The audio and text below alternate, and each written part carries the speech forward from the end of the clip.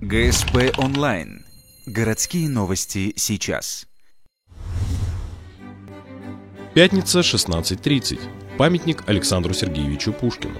Традиционные чтения, посвященные 215-й годовщине со дня рождения поэта. Для ухтинских пушкинистов сегодня праздник получился двойным, ведь 15 лет назад был открыт обновленный памятник писателю работы Николая Бруни. Вспомнить великого русского поэта пришли почитатели его творчества. Чтится и ухтинские поэты, школьники, ну и вообще все желающие, учителя, люди различных профессий, разных. Александр Пушкин за свою недолгую творческую жизнь сумел кардинально изменить облик русской поэзии. Его великие произведения преподают в школах и университетах. Они звучат с театральных сцен и становятся сюжетами для кино, как бессмертный Евгений Онегин. Как Таня выросла!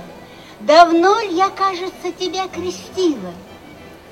А я так на руки брала, а я так за уши драла, а я так пряником кормила. Организаторы отмечают, что с каждым годом число желающих принять участие в пушкинских чтениях растет. А это значит, интерес к классической литературе, несмотря на изменившийся мир, не угасает. Ведь классика вечна.